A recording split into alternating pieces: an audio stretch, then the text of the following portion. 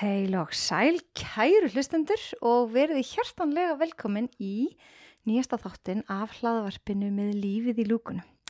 Ég að taka upp þessa kynningu á nýjan búnað sem ég var að fjárfesta í, sem að ég gerir mér það kleift að taka upp viðtal hvar og hvenar sem er. Og ég hlakka mikið til að segja ykkur frá því hvað framundan, því það sko svakalega margt skemmtilegt. En í dag er framundan viðtal sem ég tók fyrr í sumar við tvær mæður sem eru með hlaðvarpið Fjórða vaktin. Það þær Sara Rós og Lóa og þær eru á svo kallari fjórðu vakt sem foreldrar fatlara barna eru oft á og þær útskýra vel og vandlega hvað er átt við með fjórðu vaktinni. En þeirra saga er merkileg að mörguleyti og mér langar að hvetja alla til þess að hlusta, ekki bara þá sem að eiga börn með einhverja föllina greiningu eða barnabörn, heldur bara fyrir alla, því að þetta er eitthvað sem snertir okkur öll og við getum öll einhvern veginn hjálpast að gera vel það sem að má gera betur og styðja við það sem er nú þegar vel gert. En áður en að við förum yfir í viðtalið þá ætla ég sjálfsögðu að þakka mínum samstarfsaðilum. Og ég verð nú að viðurkenna að búin að vera út af Florida í 3 vikur núna, þá sakna ég spírunar alveg hrikalega mikið. Það er einhvern veginn bara þannig þegar maður er í svona miklum hita, þá verður maður svolítið kærulegs eins og einhver sagði svo skemmtilega, það er svo kærulegs í þessum hita. En ég er ekki líka í kokteilánum en ég er kannski meira í súkkulaðinu og ís daglega og svona. En á spírunni, þar eins og ég hef oft sagt áður, færði mat gerðan frá grunni og eldaðan bara með svo miklum gæðarhráefnum að líkaminn finnur það þegar hann borðar, finnur mun eða þú myndi borða bara svona heilnæman mat alltaf. Og ég mæli bara með að hlusta viðtalið sem ég tók við hann Rúnar. Það er einn heilsumóli sagan á bakvið spíruna og maðurinn á bakvið spíruna. Svo er það geosilika og geosilika er núna búin að setja saman smá sumarpakka af því að sumarið er nú tíminn þegar við hreyfum okkur meira, förum í sólina, stundum jafnvel meiri útivist og allt þetta hefur áhrif á húðina, vöðvana og líkamlega orku. Og kísill gegnir lykil hlutverki í að styðja við heilbrigða húð, hár og neglur, bandvefi, liði og bein og upptaka steinefna eins og kalks og magnesíums. Og þessi sumarpakki inniheldur 2 vörur, það er Renew og Recover og þær vinna saman því að byggja upp bæði ytra og innra jafnvægi. Þannig að þið getið kíkt á þennan sumarpakka og keypt hann í vefverslun geosilika.is. Og svo minni ég líka á að hægt er að nýta kóðan heilsuerla ef þið viljið versla einhverja aðra vöru sem er ekki tilboði. Og það er hægt bara alltaf og þá fáið þið 15% afslátt af öllu sem þið kaupið. Þannig að ég hveti ykkur til þess að nýta ykkur þessar geggjuðu vörur. Ég er búin að vera að taka inn kísil núna sjálf í 3-4 mánuði og ég finn svakalegan mun á hárvextinum og á nöglunum. Þannig að ég get svo sannarlega mælt með því. Síðan er það Virkja sem er markþjálfunar skóli og ef þú vilt taka næsta skref í átt að þínum árangri þá hvet ég þig til þess að bóka frítt 20 mínútna kynningarspjall hjá Virkja og næsta lota hún hefst 28. ágúst og þetta er bara eitt af besta sem ég hef gert fyrir sjálfa mig. Það var að fara í þetta nám hjá Virkja. Hvort sem þú ætlar að verða markþjálfi eða ekki, þá gagnast þetta manni bara svo mikið í samskiptum við alla aðra í kringu sig, að það er bara eins og töfrum líkast. Þannig að ég ætla bara enn og aftur að þakka spírunni, Geosilika Æsland og Virkja fyrir að standa þétt við bakið á mér og nú ætla ég að hleypa ykkur í þetta frábæra spjall sem framundan er. Gjörið þið svo vel!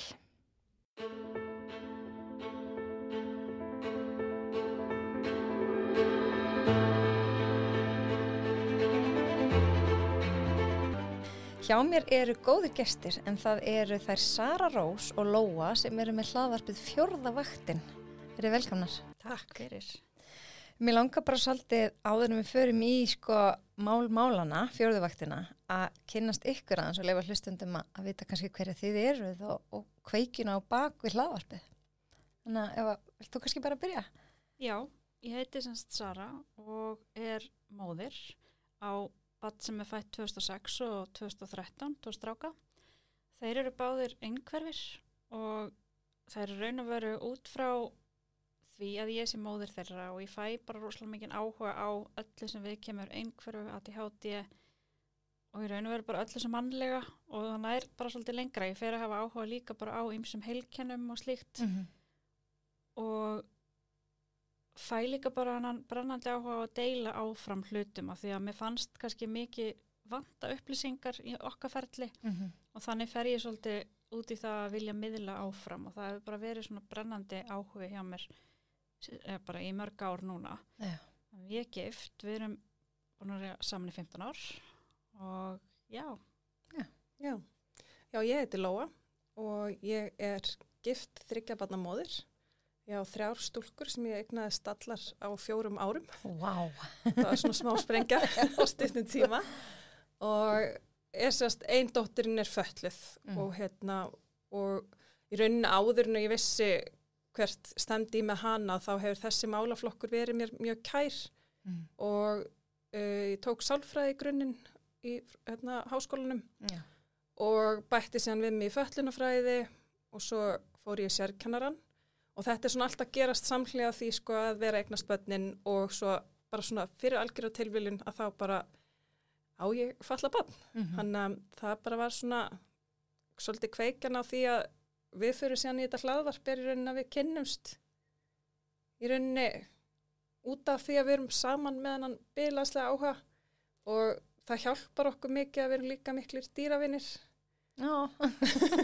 Já, við eigum mjög margt sameiginlegt og við kynntumst bara stuttu áður en að við fórum að taka upp hlaðvarpið sem að mér finnst ekki passa því að það er bara eins og hann þekkst að eilífi og við höfum talað saman daglega síðan við kynntumst.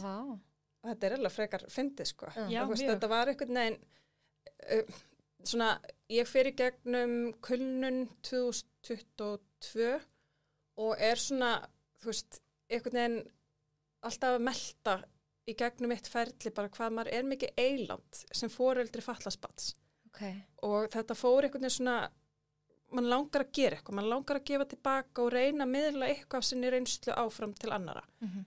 Og svo er það bara svona, þegar ég er komin lengur í gegnum eitt ferli, þú veist, til þess að byrja með hefði ég aldrei getið farið að staða ykkur svona vegferð. En svo bara gerist það einhvern veginn að þá hún stofnar einhvern hóp á Facebook, skólamálin okkar. Er það eitthvað tengt fötluðum börnum? Já, það er raun og verið hugsað fyrir foreldra og fagfólk til að ræða skólamál fatlaðra barna eða barna líka með ADHD. Bara barna sem mæta á veggjum í kerfinu, saman hver ástæðan er. Bara hvað getum við gert saman til þess að bæta samfélagið? Já, akkurat. Og það er eiginlega þar sem að ég var alltaf búin að hugsa bara hver væri eitthvað sem gæti farið með mér út í þetta og var einhvern veginn alltaf velta ykkur fyrir mér og vissi ég gæti ekki farið eina stað og svo sé ég hana að vera að stofna þennan hóp og er bara mikill drifkraftur í Söru þannig að ég sá þarna bara akkurat allt kannski sem mig vantaði svolítið til þess að kýla á hlutina og ég sendi henni bara skilaboð og spurði hvort hún væri til að hittast ég nefni ekki hlaðvarp eða neitt sko bara spurði henni hvort hún til að hittast og spjalla henni saman og ræða við hann þar ykkur hugmyndir eins og þetta og það var bara eins og við erum búin að þekkast í 100 ár þegar við hittust. Það var bara eitthvað svo svolítið skrítið. Já, og einmitt bara, við tölum saman í alvörunni bara mörgur sem á dag og oft þetta er bara skilaboð yfir öllu og engu. Það er ótrúlega dýrmætt. Já, og bara gaman hvernig þetta í rauninni fer eiginlega bara strax af stað. Það er rosa skrítið. Mjög skrítið. Tengist þið kannski bara svona að því að þið hafið svipaðast lífsreynslur?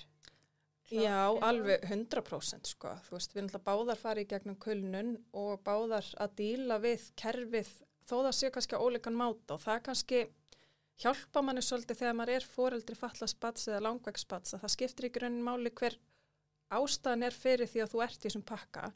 Þú finnur alltaf eitthvað sameiginlegt sem aðrir deila með þér af því að við erum að lenda á alls konar veggjum í kerfinu. Veggir sem ekki verið til staðar. Já, akkurat. Veggir sem ætti bara mjög að taka niður. Þannig, Er það þá kannski ástæðan fyrir að byrja með hlaðvarpi? Bara vekja athygli á þessum veggjum eða? Já, Bæði og sko, af því að við vildum ekki heldur vera í rauninni Tuðvarpir. Tuðvarpið, það var svolítið Nei. það var svolítið sko, og þegar við viljum ekki heldur vera Með allt neikvæða. bara telja upp þetta neikvæð. Við vildum líka Alls ekki. fókusera á hvaða mörgu frábæru úrræði er í boði og hvað aðrir er að gera gott. Já, Já. við höfum verið að fá bara svo flotta viðmælendur sem er einmitt með allskyns úrræði og þjónustu sem er að bara virkilega að vera að gera góða hluti. Já, og líka fengi bara einstaklingar sem eru orðnir fullorðnir í dag sem að greinast með eitthvað þegar þeir eru sem börn og fá deila á sér bara sinni reynslu að vera barn og svo vera fullorðin og kannski núna uppalandi. Já. Og það fá aðeins svona öðru sér sín inn í hlutina því að við náttúrulega þekkjum það ekki að vera sjálfar þannig sem með fatlanir sem börn og veitum í rauninni ekkert hvernig það er að vera fatlaður einstaklingur sem barn að alast upp. Þannig að það er svo margt sem maður getur lært af öðru fólki. Já, og við vildum einmitt fá viðmælendur til þess að fá ennþá bara dýpri þekkingu og víðari, af því við náttúrulega vitum ekki allt. Við vorum líka lengi að ræða þetta, hvort við Já. ættum að taka viðmælendur inn eða ekki. Raunveru Og- vildum það allan tíman, Já, kannski kannski- dýnusættar. Já, vorum Já. óvissar hvernig Já. þetta virkaði og hvernig okkur myndi ganga. Já. Af því að þetta var algjörlega bara, við höfum aldrei sest niður í stúdíó og tekið upp. Nei, skilurðu. ég kannast þetta. Ég Já, byrjaði að finna einmitt. hlaðvarpi. Já, Ekki neitt. þetta var bara einhvern veginn, Jæja, hvað heit ég að kveikja? Einmitt, já. Ég fór bara YouTube. Já, nákvæmlega. Þannig að þetta var svona, þetta var skrítin vegferð að fara af stað í og líka bara að vera á þeirri vegferð, við erum báðar að reyna að ná almennilega upp heilsu. Þannig að Já. við erum að gera þetta samhliða því að vera að passa okkur og læra að setja í mörk, af því að okkur langar að vera að taka þetta upp 24/7. Já, segja. það er svo mikið áhugavert. Þegar maður Já. brennur fyrir einhver þá er Já. pínu auðvelt að fara fram á Já, sér. það er Já. það. Bara gera smá meira, aðeins meira. Já. En þetta smá meira verður bara svolítið Já. mikið meira. Einmitt. En hvað er langt síðan þið byrjuð með hlaðvarpið? Það er rétt rúmlega 1 ár. Já. Og hvað finnst ykkur þess að hafa lært mest af því? Hvað er til mikið á yndislega frábæru góðu fólki sem er tilbúið til þess að gefa af sér tíma og segja söguna sína, af því að það er rosalega berskjaldandi eins og núna við erum að pröfa saman í fyrsta skipti að koma í hlaðvarpi á öðrum, að þetta er öðruvísi og þú ert virkilega að gefa af þínum tíma til þess að koma inn og Já, bara fólk sem brennur svo mikið fyrir samfélaginu. Og minnst það svo dýrmætt og þá fær maður að sjá þetta góða í fólki. Já, minnst það rosalega dýrmætt. Já, ægindásamlegt. og það er alveg verið svona í gegnum þetta allt, við höfum reynt að passa að þetta sé alltaf nærandi, Já. að þetta sé nærandi megin við línuna fyrir okkur og þetta er búið að vera margfalt meiri heldur en nærandi. Þú veist, það er bara, virkilega. þetta hefur verið þvílík gjöf inn í hjartamannstundum sumi viðmælendin sem koma inn, bara hvað er geta verið að segja góða og fallega hluti og mér finnst við bara hafa kynst frábæru, skemmtilegu fólki. Já, við höfum gert það. Þannig að ég veit það ekki, já, það held ég svona. Bara frábært framtak hjá okkur, sko. En sko, hvernig fannst ykkur, breyttist lífið rosalega mikið við að fá greiningu, að fá þegar börnin ykkar, fá fyrstu greininguna að þau séu með föllun? Við höfum í raun og verið svo ólíka sögu þarna. Já, Ég þú er byrjar bara, Sara. Já, því ég er 18 þegar ég á eldri stráki minn. Hann er orðin svo í raun og verið stór þegar hann fær greiningu. Og í raun og verið mann ég ekkert eftir lífinu öðru sem að vera móðir. Þetta er svolítið svona, ég hef aldrei verið fullorðin og ekki verið móðir. Þannig að ég þekki ekki eitthvað svona, fæ ekki eitthvað svona rosa kaplaskil að ég hafi verið búin að mennta mig að vinna og þetta og hitt og svo allt í einu. Þannig að þetta er svolítið bara svona lífið mitt er þarna. Ég á ekki annan saman fyrir beinlínis. Þannig að það breyttist ekkert. Nei, það breyttist í raun og verið ekkert. Ég bara eignast mitt barn 18 og hef mitt líf. Og svo eignast ég í 25 þegar ég eignast hinstrákin og þá náttúrulega er ég búin að læra miklu meira og en samt sko, þú veist, jú, maður sá margt miklu fyrr en það var samt svo margt líka sem var öðruvísi þó þeir sem sömu greiningar. En þú veist eins og leikskólinn, tók hann ekkert eftir? Hjá yngri, jú, en hjá eldri stráknum við vorum mjög mikið búin að tala um þetta á leikskólanum en við vorum rosalega mikið eiland á þessum tíma. það var enginn í kringum okkur eða neitt sem skildi neitt. En svo byrjar hann í grunnskóla, en það er bara svo seint sko, sem að við fáum rétta greiningu af því að það var búið líka að segja við okkur að það þyrfti bara að fara í einhverju skimun og ég vissi það ekki eins og í svona 2 ára það væri munur á einhverju skimun og einhverju greiningu.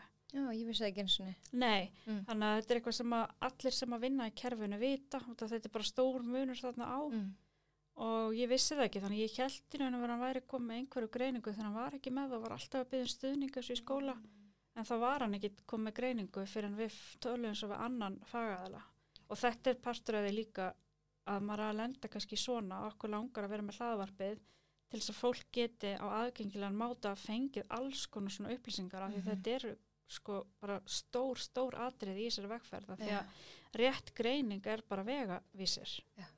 Já, hún getur hjálpað mjög mikið. Já. En mín saga er mjög ólík hennar í kerfinu.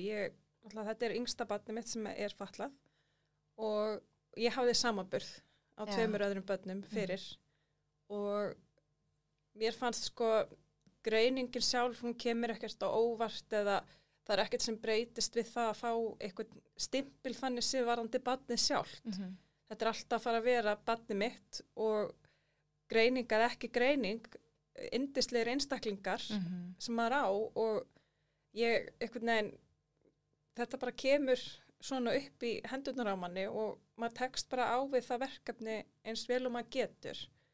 En mér finnst sko okkar vegferð hefur aldrei snúist kannski eins mikið hennar greiningar heldur meira hvað það eru mikið af flækjum og mér finnst það sem að kom mér á endanum í kulnun var bara þessi endalösi bardagar í kerfinu. Má ég spyrja hvernig fötlun hún er með? Hún er einhverf meðal annars og hún er með fullt á öðrum greiningum og er í sérskóla í dag og það hefur verið mikill barningur eins og hún talar að maður er að velkjast í kerfinu að bíða eftir að fá rétt svör einhvern veginn og það er rosalega erfitt að vera óviss og veit ekki heldur hvað stuðning og úrræði er í boði fyrir þig til þess að nýta fyrir barnið þitt. Og ég hef alltaf sagt að mér finnst ekki erfitt að eiga fatlað barn en mér finnst erfitt að díla við kerfið. Af því að það hefur bara verið það erfiðasta. Og finnst ykkur að ekkert hafa breyst á þessum árum? Nei. Þetta verður alltaf ólíkt. Sko ég segja það bara eftir á hvað stigi barnið þitt er, á hvað aldrei það er, þá ertu bara að mæta alltaf ykkurum hindrunum. Og það er einhvern veginn alveg sama hvort það sé þjónustumiðstöð á skólakerfið eða greiningarstöðin eða það er alltaf eitthvað sem þú átt ekki svona von á að verði vesen. Finnst ykkur það kannski bara eins og allir þessi staðir tala ekki almennilega saman? Það hefur verið. Já, það hefur verið mikið vandamáli en það er náttúrulega komin farsældarlög þau eru bara ennþá í vinnslu, að vinnast inn í kerfið. Þau eru ennþá innleiðast og þau tölum að það gæti alveg tekið 5 ár. Já, vá. Að vissu leyti eru þau að skila sér en sumstaðar ekki. Þau eru svona, svolítið óljóst, getur bara sagt. En hefur kannski farað hans í bara skilgreininguna á fjórðuvaktinni, þannig að þeir sem er að hlusta svona skilji betur kannski hvað er fjórðuvaktin? Það er kannski ágætt að fara bara yfir allar heinar vaktinnar fyrst og fyrsta vaktin er í rauninni vinnan, þessi típiska 8 tíma vinna á daginn og við settum þar með líka inn endurhæfingu og svo er önnur vaktin, það er allt þetta sem þarf að gera, að sækja, skuttla, fara til læknis, tómstundirnar, það er allt þetta sem þú þarft að vera á staðnum til þess að sinna. Og þriðja vaktin er í rauninni allt þetta huglæga. Hver er að fylgjast með að sé þemadagar í leikskólanum, hver er að fylgjast með barnamælunum, passa að sé til gjafir þegar það eru ammali, hugsa hvað er til í ískapnum og versla inn, það er allt þetta sem er í haustum okkurum og ekki sýnilegt. Já, ekki sýnilegt fyrir öðrum. Og þetta hefur náttúrulega verið svolítið mikið í umræðan að þetta sé alltaf frekar að lenda konum. Það gerir það. Þriðja vaktin, já. Já, þriðja vaktin er almennt meir á konum heldur en köllum og maður veltir oft fyrir sig líka að það er meir á konum heldur en köllum að fara í gegnum kulnun. Hvort það sé bara rauninu óraunhæfar kröfur settar á konur í samfélaginu eða hvort að við séum að taka of marga hatta að okkur. Það er erfitt að segja hvort veldur hinu. Eða hvort þetta sé bara einmitt að spila saman. Já, Það sé marga kröfur og þess vegna tökum við marga hatta. já, en það er þessar helstu 3 vaktir sem eru skilgreindar í dag, en við upplifum að foreldrar fatlaðra og langveikra barna séu á í rauninni þyngri annar og 3. vakt. Þannig að þetta er ekki bara 3. vakt, en þetta er líka önnur vakt af því að þú ert að fara oftar með börnin til læknis, þú ert að sitja fleiri fundi, þú ert að hitta fleiri sérfræðinga, þú þarft að halda utan til dæmis ferðaþjónustuna, liðveislu, stuðningsfjölskyldu og ef barnið þetta með NPA þá ert þú að sjá að ráða starfsfólk inn. Hvað er NPA? Það er notenda svona persónumiðuð þjónusta sem er svona með stuðningsaðila. Það sem fólk ræður þá er raun og verið inn sjálft aðila. Okay. Til þess að sinna þá barninu sínu. Já, akkurát. Og það er í raun og verið ákveðin hópur sem á rétt á því. Já, þannig að það er rosalega mikið í þessu huglega sem kemur þarna inn, pluss þessu verklega, ekki huglega, hlutlega, nei, ekki hver. Ég skil akkurat, það er meira skipulag og meira að vera og það að þú setur þetta myndrænt bara hvað, foreldrar á þá 4. vaktin er að gera umfram marga aðra, þá er þetta rosalega mikið þegar þú skrifar þetta niður. Hvað eru margir fleiri auka læknatímar, fleiri veikindagar oft og einmitt teymisfundir hjá bara ýmsum sérfræðingum, oft eru líka sálfræðitímar, tímar hjá geðlæknum, já, bara fagaðilum. Kannski líka bara erfiðar að fá pössun. Já, það er miklu erfiðar að fá pössun. Ég held eiginlega nánast allir tala um það. Ég held ég bara hafa ekki hitt foreldrin langveiks eða falla barn sem að segir annað, en auðvitað er það mjög misjæmt. Auðvitað er fólk með mismikið stuðningsnet. Og með sterkt bakland. Já. En það er, ofan á þetta í 3. vaktinni er líka þetta að þú ert að hafa oft meiri áhyggjur. Þú ert með meiri kvíða fyrir alls konar hlutum og þú ert stanslaust að leita að hlutum sem geta verið kannski að hjálpa barninu. Og við höfum alveg rætt marga foreldra og tengt bara mjög sterkt við þetta líka að þú vilt barninu svo svakalega vel að þú kannski ferð í ofgýrin og ferð að gera of mikið af því að þú vilt barninu svo svakalega vel. Og þetta er rosalegt álag í rauninni í þessu huglega, allan ég upplifa svolítið þannig að því að þú ert stundum að þú lendir í einhverjum hindrunum einhver starf í kerfinu, þú ert kannski þú ert að fara að sofa, ertu liggjandi upp í rúmi að rífast í einhvern starfsmann hjá okkur stofnun, skilurðu. Þú ert einhvern veginn að eyða orkunniðinni í eitthvað sem að þú gætir verið að nota hana í eitthvað betra. Já, og foreldrar fatlaðra og langveikra barna upplifa ofta að þau eru að berskjalda sig mjög mikið, sig og fjölskylduna sína og það getur verið aðeins að mismunandi ástæðum. Hvort sem séu raun og verið til að sækja þjónustu og þurfa þar að leiðandi að skrifa eða segja frá mjög mörgu sem aðrir þyrftu bara ekkert að gera eða að fólk er að fá þjónustu heim til sín og það er eitthvað sem að raun og verið óhjákvæmilegt og myndi ekki vera hægt að vera án en auðvitað er það berskjöldun.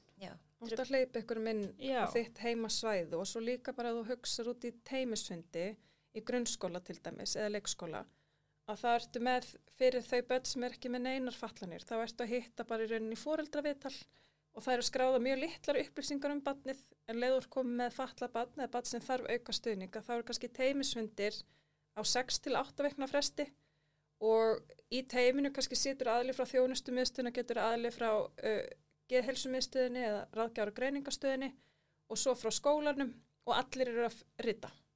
Það er allir að taka niður nótur og skrá upplýsingar þig og fjölskylduna þína og barnið þitt og hvernig staðan er og þetta náttúrulega verður akkur pappírslóð sem fer eitthvert og þú ert að gefa miklu meiri innsýn inn í þitt líf heldur en aðrir þurfa að gera. Já, og það er mjög algengt að foreldrar tala að eiga erfitt með þessa berskjöldun. Já. En sjáu einhverja öðru sér leið? Hvað ég myndi helst vilja að það væri haldið betur utanum hvernig er ritað upplýsingar, hver er að sjá að taka niður, það er að breytast með farsaldalögunum upp á vissuleiti. Það á að vera einn málastjóri sem kemur inn í málinn ef þú óskar eftir því og hann er svolítið að funda stýra en það, mér finnst að þurfi meira utanumhald þessi mál og líka bara hvað er verið að skrá, hvers vegna, hver er tilgangurinn með að skrá allar þessu upplýsingar, er þetta eitthvað sem við þurfum að skrá niður? Af því að síðan fer þetta allt í skjalasöfn í rauninni og verður aðgengilegt barninu allan að það er orðið 18 ára og ég held opinberar upplýsingar eftir 100 ár. Eða þú veist, opinberar og ekki opinberar. En þetta verður samt, þú ert að gefa miklu meir af þér og þínu lífi. Og hvort sem er þarna eða eitthvað strannast þar í kerfinu, þú ert alltaf í rauninni að, eins og þú segir, bara berskjalda þér svolítið. Já, og byggjum aðstóð, það finnst ekkert öllum erfitt að byggjum aðstóð, en það er samt kannski erfitt að byggjum aðstóð ítrekað líka. Já, maður hefur alveg heyrt það. Fólk reynir allt fyrst áður en að byggjum aðstóðan. Já. Þannig að við eigum náttúrulega öllur mjög miserfitt með að byggjum aðstóð, en ég veit alveg að það er mjög erfitt fyrir marga. Og mikið af þessum úrræðum og þjónustu aðilin sem koma að, þetta er mjög dýrmætt þjónusta. Við erum ekki að lasta það að hafa þjónustuna, en þetta er oft alls konar flækjustig sem fylgir þjónustu. Líka eftir erfitt að fá þjónustuna. Þú þarft ofta að bíða lengi og fá synjun. Það neitanir. Þannig að það er aðeins eftir í hvaða þjónustur að tala við getum náttúrulega verið að tala einkageiran eða eitthvað annað, það er náttúrulega pínu misjamt. En það er mjög mikið af þjónustu sem er erfitt að komast að. Og líka bara mikið sem voru kannski einmitt að reyna að fá einhverja aðrætsa aðstóð að komast að.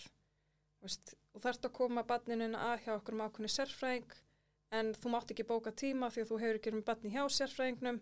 Veist, þetta getur verið svona alls konar, einhverju svona hindranir sem að maður er bara einhvern veginn, það var sagt mér að panta tíma hjá þessum aðila.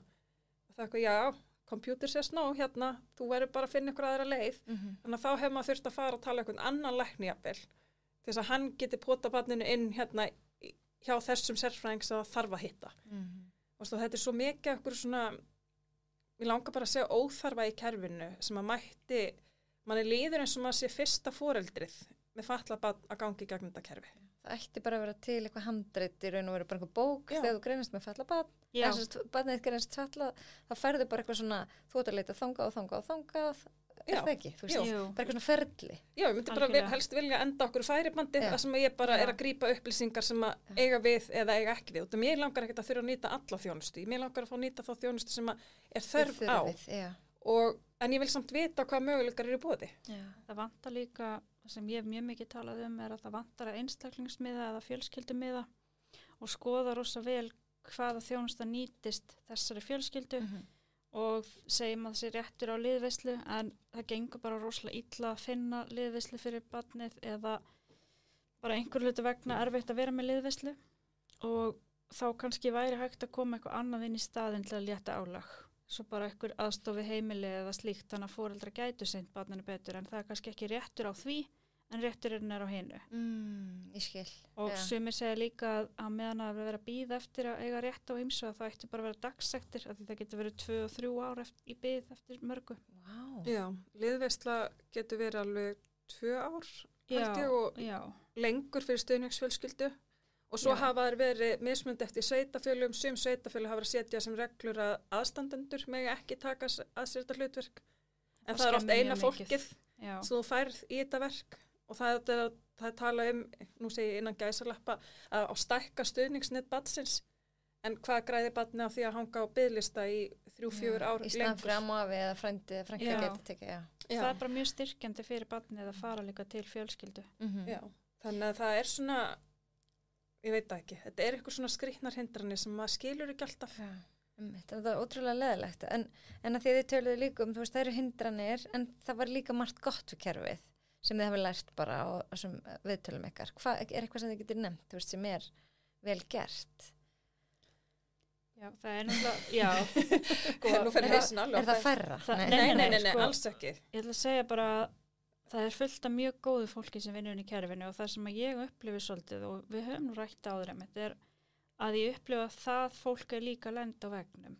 Það er fólk sem er rosa tilbúið aðstoða okkur og vilja gera allt og sækjum allt og prófa og prófa að gera það, en þau fá neitununa, þau lenda vegnum. Þannig að það er ekki bara við sem að komum bara að einhverjum lokuðum veg, við komum raun og vera að ótrúlega opnum dyrum og það er allt reynt, en þegar ofar er komið þá einhvern veginn er þetta svo stíft. En getið þið nefnt eitthvað svona skýr dæmi hindranir, bara þannig að hlustandi skilja, þú veist, hvaða veggir þetta, Já, ég get alveg nefnt nokkur, sko, Já. ef ég á að byrja. Það er náttúrulega að komast að inn í sérúrræði er náttúrulega mjög erfitt. Það er rosalega fá pláss inn í, bara hvað úrræði nefna? Ég meina, það er náttúrulega sérskóla, einhverju deildirnar og þótt að barnið uppfylli öll skilyrði og á svo sannarlega rétt að nýta þessu þjónustu, þá eru bara færri pláss og það kemst ekki að. Það getur verið líka að koma barninu inn í framhaldsskóla sem mann finnst þetta vera frekar sjálfsæður hlutur og það er búið að vita af þessu barni kannski í allan myndi ég segja 10 ár frá því að kannski árgangurinn er stór. Já, vita hvað árgangurinn er stór og jafnvel barni komið greiningu við fæðingu. Þá er það frekar augljóst að þessi einstaklingur líka að fara inn í framhaldsskóla eins og allir aðrir. En mæta og þú upplifir sko, við sjáum ítrekað í kerfinu eins og maður sjáu að fatlað fólk sé ekki að fá sömu tækifæri og það eru skilaboð sem að skila sér til barnanum eins og þau séu ekki jafn mikils virði. Hversu ömurlegt er það að vera 15 ára gamall krakki að bíða eftir að komast í framhaldsskóla, allir spenntir og þú þarft að bíða fram í ágúst til að vita hvort þú fái pláss einhvers staðar. Já, einmitt og við hefum lent sko, ég hef verið mjög opinn með skólamálin okkar og gerði náttúrulega þess að grúpa einmitt uppalega út af okkar hindrunum þar og ég vil helst bara nefna hjá yngri stráknum að því að það er svona að ég verið opnari með það en hann í raun og við lendur á rosalega miklum veggjum inn í skólakerfinu, hann bara passar ekki alveg inn í að vera í almennu bekk og þarf mjög mikinn stuðning og það er rosa erfitt að mæta honum í almennum skóla þó að margir eru að vilja gerður og vilja að þá er kannski bara ekki til úrræðin alveg í almenna skólanum sem þarf. Þannig að eins og í raun og veru þegar hann er til dæmis að byrja í 5. bekk að þá er okkur tilkynnt að hann verða að vera í almenna bekknum heilan skóladag og það er bara ekki að ganga vel. Hann var ítrekað að strjúka úr skólanum, ég var að koma og vera með honum í skólanum og það var bara mjög, mjög erfitt fyrir hann og það er raun og veru sko, var okkur bara gefin þarna kostur á að raun og veru bara vísað svolítið í burtu frá skólanum nema að við tækjum þessu svona og við tekum rosa langt ferli sem að fagstjóri grunnskóla og við höfum samband við alla sem hægt er að hafa samband við, innra eftirlit og slíkt. En það líður næstu í ár þannig að hann fær skólavist annar staðar. Þannig að hann var bara heima. Já, bara heilt ár. Já. Og er í rauninni ekki sér úrræði í dag? Hann er ekki komin inn í sér úrræði, við fengum aftur synjun núna. Við erum búin að fá synjun í nokkur ár. Við erum búin að sækjum líka í svona minni skóla, en þeir hafa líka ekki treyst sér til að veita honum stuðning, eins og Valdórskólinn eða Suðurhlíðaskóli og ég ætlast ekki til þess, þetta er bara... En og hann kemst ekki inn í sérskólana heldur? Nei. Hann samt uppfyllir skilir og það er meiri sér á umsóknum hjá honum, það stendur þrátt fyrir mjög mikla þörf. Og er það bara út af plássleysi? Já. Þannig að við erum búin að benda á okkar stöðu bara út um allt. Ég er náttúrulega pínu svona trilltist í mér. Ég var svo reið, réttlætiskendin og þegar ég fór að tala við aðra aðila og ég talaði við barnasálfræðinga og þá var ég bara að heyra, já, ég er með 1 barn hjá mig núna sem er búin að vera heima í 2 ár. Þannig eru mörg börn í þessari stöðu? Já, við myndum segja... Ég veit ekki, sko, við getum ekki fundið hérna tölur, við erum búin að vera að reyna. Ég svara bara já. Já, að því ég veit bara allt og mörg dæmi þess að börn eru utan skóla og málið það að í skólakerfinu mjög ung börn. Og í skólakerfinu þá erum við náttúrulega með þetta frábæra kerfi mentor til þess að halda utan skráningu að börn mæta í skólan og það eru ákveðna reglur sem skólarnir eiga að fylgja eftir ef það er komin x margar fjarvistir þá að tilkynna og þá að halda fund okkur svo leiðis. En þegar barni er komið í skólaforðin þá er oft bara sleppt að fylla út. Og þá er ekki haldið utanum það að barni er ekki að mæta í skólan. Og ef það er haldið utanum að það er líka annað þarna vandamál að því að barnavernd á samkvæmt öll að taka við. En ég veit, ég hef ekki heyrt af nánast neinu þar sem barnavernd tekur við það sem er svona skólasóknarvandamál. Það er ekki nema að séu þá bara önnur vandamál líka. Já, þannig að við reyndum sjálf alveg, ég hef búin að segja það áður opinberlega og ég skammast mín ekki neitt fyrir það, við reyndum að sækja aðstoð hjá barnavernd, það er bara því maður er desperate, maður bara verið heima með barninu sínu og þetta er meira en að segja það er líka meira umönnunarþörf hjá mínu barni, þannig að þetta er líka alveg. Þannig að þurftu þú líka bara að taka að það að vera kennari? Já, og við gerðum það tíma eins og við gátum og við réðum inn sjálf kennara bara nokkur skipti samt sem við borguðum bara sjálf. Af því það var engin, við reyndum að sækjum allt sem hægt var að sækjum og það var líka, við sóttum líka nokkra almenna skóla og reyndum að aðtöku hvort það væri námsverð eða slíkt, en annarkvort var ekki námsverð eða skólarnir sögðu ef að skólinn sem hann var í tristi sér ekki til að sinna honum, þá erum við ekkert betur stakkbúin. Þannig að hann kannski raun og veru, þú veist, ef ég hefði verið bara, þú bara víst takið við honum, ég hef náttúrulega raun og veru almenniskólinn getur ekki rekið hann, ekki sko með þessum. Sem ber lagalega skyldi að taka mót honum. Þannig að þau eru ekkert að fela sér rauninni á bakvið það að þeim ber þessi skylda. Nei. Og þau myndu taka við honum, en þau eru bara, staðan er svo að þetta er sprungið kerfi. Bara í rauninni er ekkert að fara að geta list þennan vanda frekar heldur skólinn sem hann var í. Og svo var bara eins og með, það er til fullt af mjög frábærum stuðningsfulltrúum að því við erum að tala það er nefnilega svo margt gott líka, það er til fullt af ótrúlega frábærum stuðningsfulltrúum í skólum, en það er líka mjög mikið ungu fólki og það er líka alveg stundum vandamál, svo kannski er ekki alltaf með fagþekkinguna, En svo lendir ég líka í því að það eru til frábæra úrræði eins og skólakot. Það er nefnilega málið, en við komumst þeim ekki inn að því Reykjavíkurborg vildi ekki borga það. Já, þannig að þeir eiga sín úrræði. Já, þannig að þú ert líka að lenda í svoleiðis. Að þau byrjuðu sveitafélag. Já, ég reyndum það alveg sko virkilega. Ég talaði við allra hjá velferðarsvið Reykjavíkur og allt. Og það hefur líka reynst mjög erfitt fyrir foreldra barna í Reykjavík að fá inn í Arnarskóla.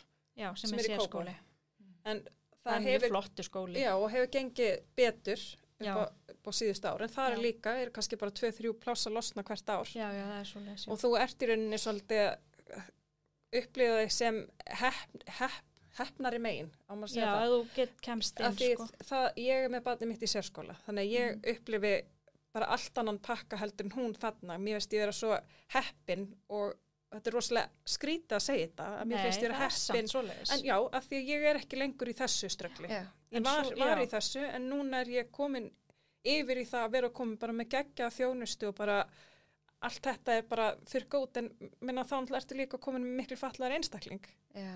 Þú veist, þetta er, skilur, það er kannski líka einn spurning, þú veist, er munur, þú veist, hvort að föllunum sé sýnilega eða ekki? Skilurðu andlega föllum eða líkamlega föllu börnum? Það fyrir eftir greiningu bara svolítið. Já, ég myndi segja, við vitum bara í almenna skólakerfinu að börn með mikinn hegðunarvanda eru líklegri til þess að fá þjónustu heldur en þau sem eru með minni. Þannig að börn sem að maska, eins og hún var að tala að barni hennar gerir, að það er erfiðara að fá þjónustu fyrir barn sem virðist líða vel í skólanum en springur heima fyrir.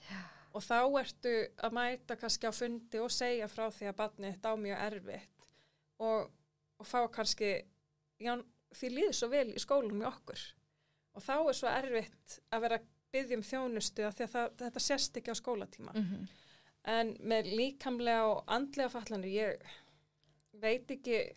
Nei, ég held að sé pínu mismunandi, en svo er líka, sko, mínir strákar eru báði mjög ólíkir. Það er mjög ólíkur vandi til staðar og minn yngri strákur er líka með greinda þroskahömlun og mikið námsvanda og hann er alveg með áberandi stuðningsþarfir, þar mannin með sér. En við skiptum til dæmis skóla seinasta haust og þetta eru báði skólar innan Reykjavíkur og það er samt rosalega mikið þjónustumunur. Þannig að það er líka svolítið áhugavert að sjá bara hvernig viðþorfið er ólíkt á milli, hvort það sé þá viðþorf skólastjórnenda. Er þá betri þjónusta núna? Já. Miklu. Og það getur líka verið mikill munur milli þjónustu miðstöðna. Miðstöðva sem að það ekki. Já, upp á bara hvernig er verið að taka mótið í kerfinu. Og það er rosalega skrítið að upplifa þá breytingu í rauninni í kerfinu af því að þetta er innan sama sveitafélags þess að myndi maður halda allan að væri eitthvað meiri samfella í kerfinu en þetta er bara orðið svo rosalega stórt batteri og erfitt held ég, þú veist, og maður er ekkert eitthvað bitur yfir því hvernig það er. En maður sér samt að það er fullt af tækifæring til þess að gera betur. Og í rauninni ástæðan fyrir að við förum á staði líka með þetta hlaðvarp er bæði þess að miðla sem upplýsingum til foreldra hvað er í boði og líka bara að svona, hvað maður að segja, að sýna að það er allt í lagi að upplifa allar tilfinningarnar og það er ekki neins skömm í því að líða á einn eða annan máta og líka bara að það er fullt af fólki að núti sem að hefur kannski verið að gangi gegnum svipa og þú ert að fá þá að heyra þarna bara frá ykkur öðrum. Já, getur speklaði. Já, og svo líka það sem við gerum með hlaðvarpinu er yfirleitt ef við tökum upp þátt eða sérst viðtal, að þá tökum við upp fræðslu þátt og undan heilkennið. Já, það sniðt. Og það í rauninni hugsað ekkert endilega fyrir, við erum ekkert að hugsa þetta þannig að allir sé að hlusta á alla þættina. Það má hlusta á alla þættina ef ykkur vill það.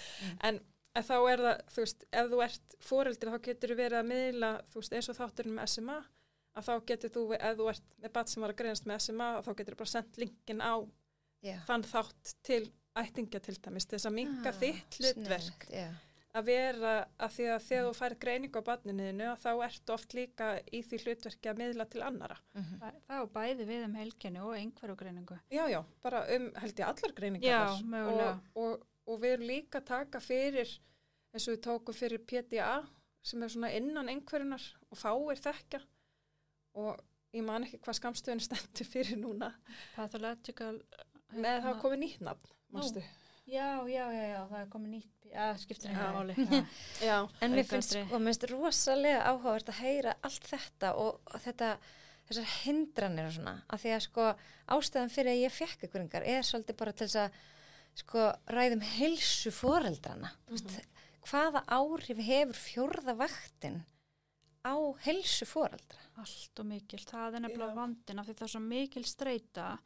Það er eiginlega alveg sama hvernig þú ert með viðþorfið, þó sért með mjög ákvæmt og gott viðþorf, af því ég tel mig vera þar langoftast og svona oftast nær með mikið vaxtarhugafar og lausnamiðuð, en streitan verður bara svo mikil. Og þetta er svo langvarandi. Þetta er langvarandi, þetta er oft mörg ár, þetta er ekki bara kerfið, þú ert líka, það er rétt sem að Lóa sagði áðan að það er ekki fatlaða barni sem er vandamálið, við erum aldrei að tala það, en það eru vandamál, þau eiga erfiðara oft með svefn, það er til dæmis mjög algengt að sé mikið svefnvandamál og það er eins og okkar sögu, það eru mörg ár sem er svona alvarlegu svefnvandi, þannig að það er svefnleysi, svo eru margir fundir, svo er skólinn, þetta er svo margir punktar og streita sem þú kemst ekki út úr, getur ekki bara klift. Nei, og við erum á sömu 24 klukkustundum allir aðrir.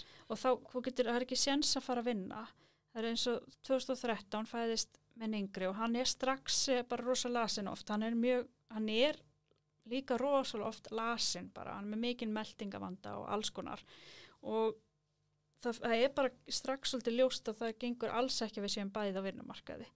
Þannig að ég fer ekki að vinna strax, en svo fer ég bara að vinna svona einstaka skipti með manninu mínum í fyrirtækinu sem hann var með þá, af því við bara gátum ekki, það var ekki fræðilegur að vera bæði á vinnumarkaði. Og ég var svo oft hugsað, hvað ef maður hefði ekki verið í þessari forréttindastöðu? Eða einstætt foreldri? Já, akkurat. Ég hugsa svo oft lengra en bara, ég hugsa út fyrir minn kassa, því að ég er í forréttindastöðu, ég upplifa það raunverulega þannig, þó að við gátum gert þetta svona. En ég hef ekki verið á fullum vinnumarkaði síðan, það hefur bara ekki verið fræðilegur að sinna 4. vaktinni og bæði að vinna. Það tekur bara of mikið á andlegri og líkamlegri heilsu og það er því miður. Bara ekki hægt tímalega heldur. Og svo er það því miður, bara erum við að sjá aftur og aftur að foreldrar fatlara barna eru oftar að verða til dæmis öryrkjar og fara í endurhæfingu og þetta er dýrt fyrir samfélagið, óháð hvað það kostar fyrir einstaklingi líka. Þess vegna skilji ekki af hverju er ekki forvarnastarf í þessu. Af hverju er ekki að hugsa þetta til lengri tíma því að það er dýrt að missa út einstakling af vinnumarkaðinum. Hvaða forvarnir sjáu þið fyrir ykkur? Stundum er stuðning. Já, stuðning. Það sé ekki þessar hindranir í kerfinu. Það sé ekki verið síendurtekið að biðja að endurni hjá Tryggingastofnun, að þú þurfur að vera að fá synjanir frá sjúkratryggingum, að þurfur að hafa ágjur að lyfin sé ekki til á landinu. Maður har heyrt svoleiðis umræðu. Já, fólk hefur þurft að fara erlendis. Já, fólk hefur þurft að fara erlendis. Auðvelda foreldrar líka að komast í tilraunarrannsóknir ef það stendur til boðana, sérstaklega ást að tala um sjúkdóm sem að með skerta lífslíkur. Já, akkurat. Að að fólk fái fleiri tækifæri. Þetta er, sumum stöðum er þetta bara eitt pennastrygg til að frá. Þetta getur verið bara að búa til fleiri úrræði. Líka veita fjárhagslegt öryggi því að þarna komum við inn á sem ég var að tala sem forréttindastöðu. Hvað hefðum við gert fjárhagslega við hefðum ekki verið bara einhver forréttindastöðu? Það er bara fáránlegt að hugsa til þess því að ég veit ekki hvernig við hefðum farið að með svona mikið börn sem þarf að sinna þetta mikið. að þetta bara einhvern veginn, þetta telur, þetta kannski heggur hægt á og fólk fattar þetta ekki, sko, þetta er svo lúmst þetta læðist aftan að þér þegar álæðið fyrir að grípa í þig og það er svo skrítið, þú veist, maður náttúrulega getur hort tilbaka núna í baksinnispeilin Já, og séð, það er margt sem að sér. Já, það er margt sem að sér svona þegar maður horfir tilbaka, þú veist, þess að bara gegnum kulnunarferðli hjá mér, að ég fattaði ekki þegar ég í rauninni klessi á hann allræmda vegg, að ég var löngu klest á hann, alveg bara löngu klest á hann og þetta lættist svona hægt og róli aftan manni einhvern veginn að því að þetta gerist bara svona smá hér og hér í gegnum dagstælega lífið og allt í henni ertu bara ekkert þú ert bara svona skugginn af sjálfur þér og ertu einhvern veginn að reyna að gera allt og passa upp á allt og svo náttúrulega ertu ferði gegnum í rauninni það sama og allir aðrir gera sem fari gegnum vinnukulnun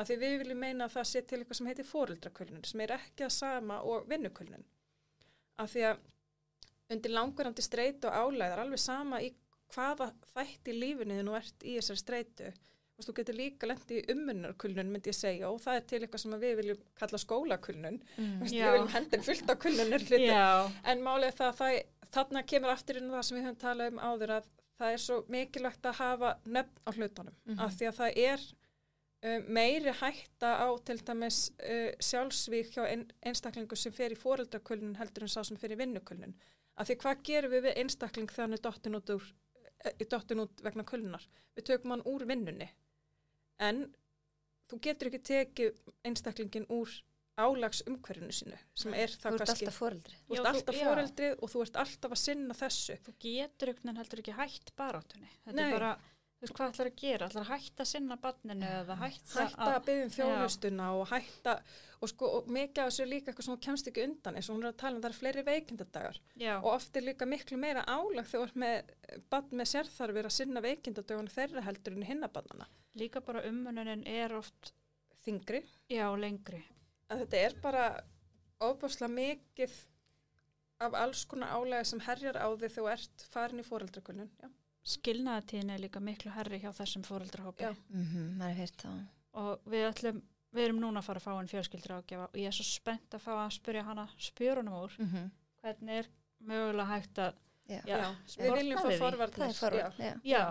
Og það er eitthvað svona sem við viljum fá alls konar ráðgjafa inn og bara helst því fjölbreyttar því betra því meir sem næringaráðgjafa bara allt af því að það er svo mikið næringi skiptir mjög miklu máli af því þegar þú ert komin á annan stað að vera orðin bara ofstreittur hvað gerist til dæmis ef þið lýsið ykkar kulnun hvernig áttuðu ykkur á því þannig erum við líka aftur með mjög ólíka sögur sem er bara mjög gaman að segja kannski ekki mjög gaman að kunnu nei, það er gaman að samt heyra svona ólíka vinkla meina ég út af því að ég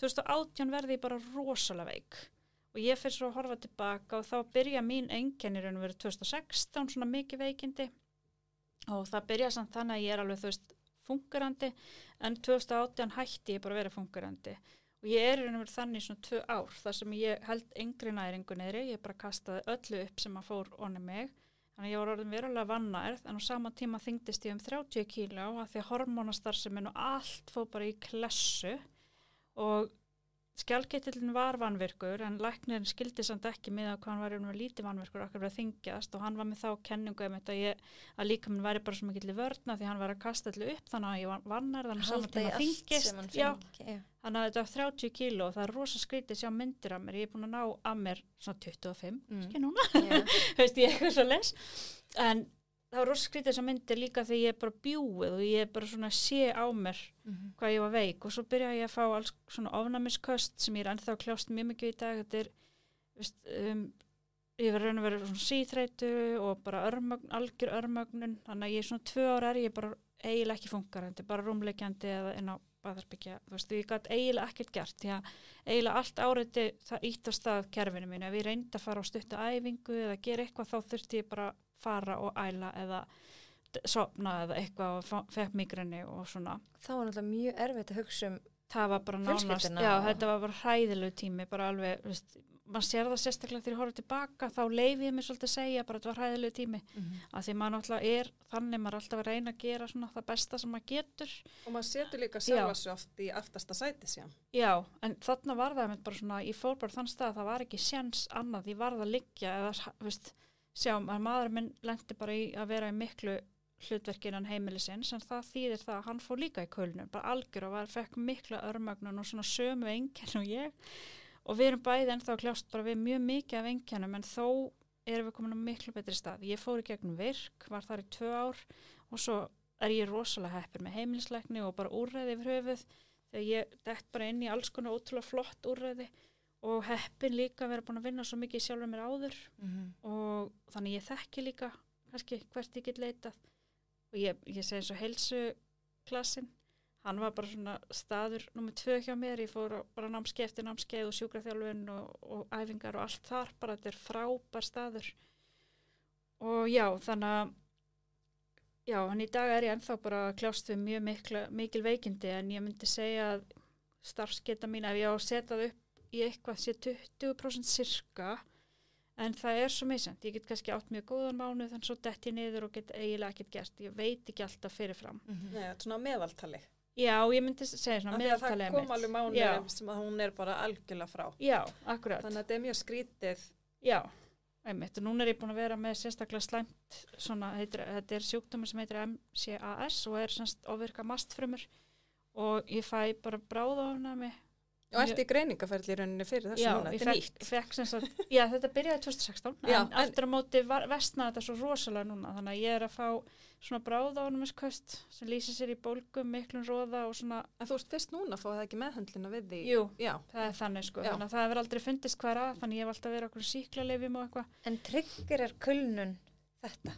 Já, raun og veru það, þú veist, streitan og svo byrjar streitan triggerar veikindi og svo veikindi veikja kerfið meira, þannig að það verður meira streita, þetta getur orðið svolítið svona vítarhingur og ein veikindi fylgja oft önnur veikindi. Það eru ótrúlega margir sjúkdómar sem að, þess að núna ég búin að fá greining á ME sem þessi síþreyta örmögnun og vefjagigt og það svona verkjanæmni og þetta MCAS, en þetta helst oft bara saman, þetta svona bara, en það mjög mikilvægt að fá sem drekta greiningu að þetta vegavísir, því núna til dæmis á sterkum ánæmislegum alla daga og ég semst glemdi þeim eitt skipti og ég fór hræðilegt bráðanæmiskast.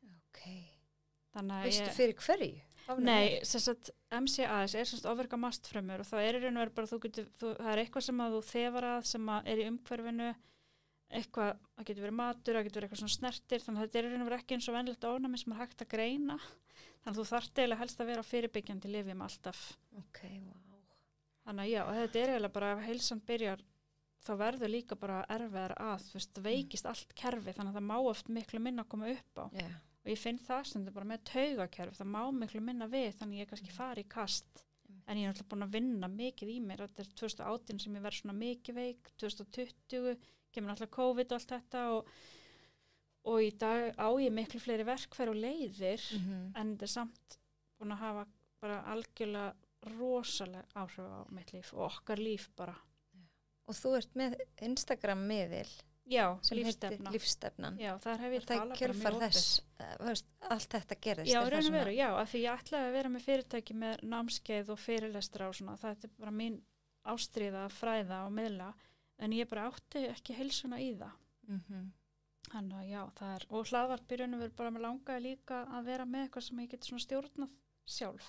Ég hefði ekki getað að fara að stað með hlaðvarpi alveg á sama tíma og ég fór að gera með miðilinn, en núna finnst mér ég alveg ráða við það, því að við, eins og hún segir, við tökum líka upp eftir hentisemi hjá okkur. Og svo erum við svo skemmtilegar. Já, akkurat. Og svo er þetta bara nærandi stund. Já, líka eins og við hittumst tvær eða með eitt viðmælandi, þetta er líka passlegt áreiti, ég er mjög viðkvæm fyrir áreiti, ég get ekki farið, veist það, hvert sem er, ég verð bara búið með undir það, að ég annarkvort þarf að hvíla mig fyrir og eftir og svona. En hún, já, það er með svolítið ólíkt. Nú er Lóa komin í aðeins smá vinnuhlutfall. Já, ég í rauninni er kennari og COVID var í rauninni mjög þægilegt fyrir mig að því ég var líklegast bara komin á stað þarna niður mína brekku í áttina kulnun. En það var svona hægara einhvern veginn í samfélaginu þegar COVID var og kannski faldi meira fyrir manni hvert maður var að stefna. En svo það vorið 2022 sem að ég hitti einn ráðgjafi hjá ráðgjafar greiningarstöðinni.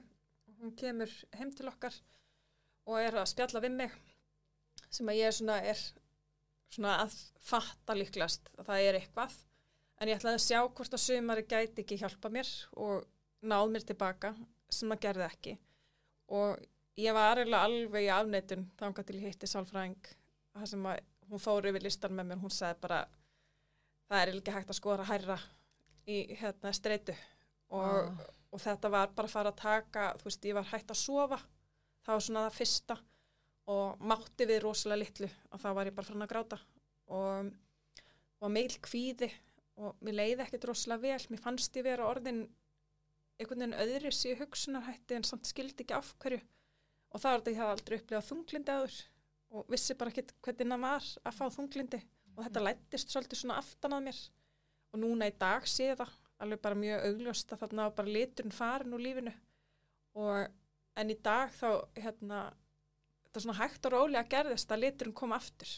Og það var svolítið skemmtilegt að fatta bara ég var farin að syngja aftur í bílnum og svona farin að geta hlegið að hlutum sem að voru bara hættir að veita mig gleði. Og það var mjög dýrmætt að fatta þessa hluti líka. Þetta ekki sjálfsagt að líða alltaf vel, oft vel. Og það ekki heldur sjálfsagt að vera jákvæður einstaklingur af því við erum báðar svolítið þar. Við erum litlar pollýjönur. Við erum það nefnilega og ég sagði við heimilislæknum einu sinni. Ég sagði já en þú veist, ég alveg jákvæð. Og það mér fannst bara eins og ef hann væri að segja eitthvað svona væri að og svona, ég væri þá ekki jákvæð og hann sagði streita ekki, hann var að tala svona streitu, mikla streitu og hann sagði það snýst ekkert alltaf bara að maður gott viðþór, það getur samt bara verið streitu faktorar. En þá getur maður líka bara farin að gaslýsa sjálfu sér. Já, raun og veru, já, ég var alveg svolítið bara herði, já, bara að ráða við þetta, bara viðþorfið. Já, viðþorfið skiptir öllu. Já. Nei, en það bara, já, þetta var eitthvað svona hjá mér. En svo fylgir líka oft skömm. Það gerir það, maður á eitthvað. Ég upplifði það ekki í minni vegferð, af því ég áttaði mig bara á því að ég var að díla við mjög sérstakar aðstæður og þetta var mjög krefjandi kafli í okkar lífi, þannig að mér fannst þetta einhvern veginn, ég held að þetta hefði bugað flesta, hugsaði ég. Hvað var þá yngsta dóttirin orðin gömul þarna, þegar þú krassar alveg? Hún 9 ára. Já. Og þetta bara búið að vera, óháð henni, var alltaf bara alls konar álag í lífum hans og ég svolítið þrjósk. Ég fer náttúrulega í alltaf meira og meira nám, að því mér finnst svo gaman að læra, en samt þoli ekki að vera að læra, það sem svo skrítið. Að ég ákvaði að fara í sérkennaran, var náttúrulega ekki með neitt leyfisbréf til að starfa sem kennari, en þarna ég að vinna sem sérkennslustjóri og mér langar að vera sérkennari. Bara sé það þarna, þetta bara mín hilla. Og fer í það nám og alveg svolítið svona hálnu í því námi því ég fatta, ég spáði ekkert í þessu, spurði engan, hélt bara ég myndi fá leyfisbréf og þá kemur ljós, ég fengi ekki leyfisbréf við það að taka sérkennaran. Heldur ég þurfti að taka meira nám, það þurfti að taka annarkvort hálfan leikskólakennara eða grunnskólakennaran líka og ég eitthvað svona, ok, vinna leikskóla, tek leikskólakennaran líka. Og í rauninni þegar ég búið með þær einingar þá mátti ég fara til að missi sérkennara og fekk leyfisbréf og þurfti ekki að klára sérkennaragráðuna. En þarna kemur það að ég svolítið svona þrjósk og kassalöguð að ég skráði mig í þetta nám, ég klára þetta nám. Þannig að ég hélt áfram og kláraði námið og að gera þetta samhliða vinnu, samhliða því að vera alveg upp 3 börn og bara einhvern veginn, ég veit ekki á hvaða orku ég keyrði þarna og ég náttúrulega drekka ekkert koffín þannig að ég keyrði bara á ykkuru sem ég veit ekki hvað var Þrjóskunni? Já, þrjóskunni líklegast og svo held ég að sé mitt bara það að ég útskrifast úr náminu í febrúar 2022 minni mig og ég held að það byrja að gefa mér eitthvað svona andrými það sem að ég fór, eins og við höfum talað oft þegar maður fær eitthvað rýmið þá heldur maður sé að fara að ná sér en þá einhvern veginn fór þetta að tikka meira inn, eitthvað væri ekki alveg eins og það ætti sér að vera. Og ég fer til læknis og hann ætlaði nú bara að lækna mig með svefntöflum og kom mér aftur á stað út í vinnumarkaðinn og sagði að það væri svo dýrmætt að hafa góðan sérkennara í störfum og ég eitthvað svona, já, ok, og hann segir sér við mig að það er náttúrulega enginn þörf fyrir dauðan sérkennara. Og ég eitthvað svona... Það er bara svona búm. Ég alveg vissi ekki, þannig ég fór náttúrulega ekki að bestasta heldur þarna alveg bara hvað þetta? Þannig ég bara færði heilsugæslu og hitti annan yndislegan lækni sem að sagði að ég þyrfti að fara í gegnum virk og septöflur væri ekki að fara að leysa þetta og ég fer sem sagt í gegnum virk og bara fer ekkert að vinna þarna hausti 2022 en mögulega sko þegar maður fer í foreldrakulun þá er það kannski ekki það réttast að kippa manni alfarið út úr vinnuna því að vinnan var aldrei vandamál. Þannig að ég er mjög hugsin eftir á. Ekki endilega, mögulega hefði það ekkert verið gerlegt en núna eftir að þá hugsa ég að það hefði mögulega gert mér eitthvað gott að vera kannski 10% vinnu. Og frekar taka þetta yfir lengri tíma. En hvernig er hægt að minnka álagið á foreldra með fjórðuvaktina? Það er mjög erfitt að ætla sér að minnka þetta álag þegar þú ert alltaf að fara að vera foreldri og þú ert alltaf að fara að standa þessa vakt og gera hana vel. Því að við viljum, bara held í flest öll börnunum okkar rosalega vel og viljum vera góðir foreldrar en náttúrulega það er fyrst og fremst að setja súrefnisgrímuna á þig fyrst. Og það er að passa að þú ert að sinna sjálfur líka samhliða því að vera að sinna þessu hlutverki og gleyma þér ekki í þessu. Og það er kannski svolítið sem gerist hjá okkur báðum maður minnkar sinn tíma. Já, það verður bara pínu ómögulegt líka. Það verður bara einhvern veginn, þú ferð að setja allt annað fram yfir þig sjálfan. En svo er líka þessi skilningur og þarna komum við inn á fræðsluna að það er almennt, fólk ekkert alveg að skilja þó maður sem verður sér að reyna að segja fólkinu sínu eða mér fannst að taka alveg einhver ár í okkar tilfelli og þarna er auðvitað rosa mikið munur eftir greiningum og hvað er að því að ég held án þess ég viti það að stundum ef það er eitthvað svona langveikindi það er bara sjúkdómur, það er verið að fara að spítala þetta verður allt svona áþreifanlegt þannig að það er bara þau eru svo duglega svo mikið álag og mikið sem svona öðruvísi sem kemur inn öðruvísi kannski skilningur og svona en kannski sem að ég upplifa eins og með einhverfuna, þetta verður oft svolítið ósýnilegt fyrir aðra. Jafnvel þó þau sjáu ýmislegt, þá verður það samt einhvern veginn svona erfiðara og eitt sem að ég veit að margir foreldrar einhverja barna er að kljást við og við höfum alveg fengið oft líka að upplifa, að það svo mikið svona reynt að, já en hvað eru þið að gera? Þetta er svona eins og þessi foreldravandamál. Þetta er það sem foreldrar einhverja barna lenda líka í að fá ekki alltaf skilningin og það hjálpar ekki. Nei, það er náttúrulega nummer 1, 2 og 3 að fá almennilega skilning frá öðrum og það sé hlustað. Og það sé hlustað og það sé, sko, í hvert skipti sem hittir einhvern fagaðilega einhvern annan sem að þetta mata ofan í því upplýsingum hvað þú átt að gera betur og hvernig þú átt að gera þetta öðru sig. Það ítir þér meir út í það að hætta að deila. Já, hætta að deila og leita aðstofar. Og leita aðstofar. En við hittum fullt af góðum fagaðilum, við vorum mjög heppin, við hefum búin að vera inn í sól í mörg ár og við erum mjög góð þjónustu þar og gott utanumhald.